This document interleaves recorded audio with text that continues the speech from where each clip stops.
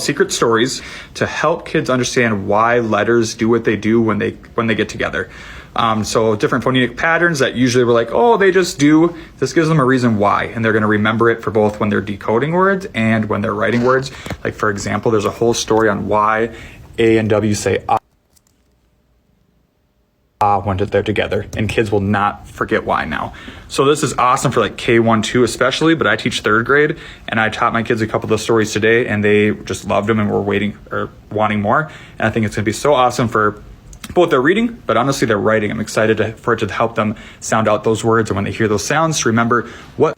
All right, elementary teachers, I've been talking about the secret stories a lot, so I want to give you an example of how I used it today. We were reading this article and a student came across this word.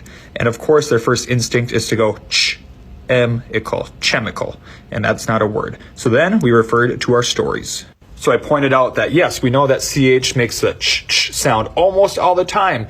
But remember, sometimes they want to be the conductor, so they have to make the C or a K sound. Could you try using that to see if it's a word you recognize?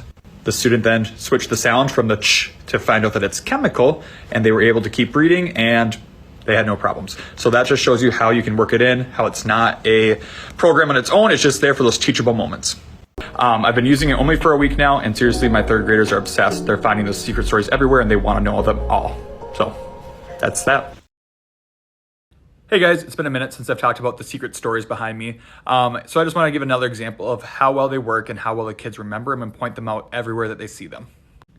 In science, we're talking about the different types of vertebrates, and my students saw these two words and instantly pointed out the pH story in both of them. So they pointed it out in amphibian and in metamorphosis. So not only did that story help them be able to read those words, but when we made posters today, almost all my kids could spell those words because they remembered that story was in there. So I didn't see any F's. They all remembered it was the pH. Like, look at this. I love these things. The prompt that you give kids, I mean, not the only prompt, but one of the prompts you could say is, do you see a secret in that word? And if they do, then they retrieve the secret and read the word. If they don't, then your next prompt is, do you see something in this word that's somewhere in our classroom? And they would go, mm-hmm. And then you go, great, let me tell you the secret. And it's that quick and easy. And the beauty of the secret stories is that it gives kids the access when they need it and are ready for it, unlike traditional phonics scope and sequence programs.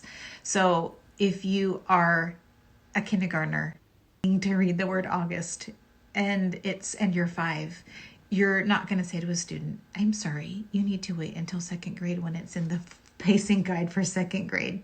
You're not going to say that. I don't know how to say this except don't overthink it. You literally put the posters, all of them up on your wall, and as kids need them, you tell them. That's it.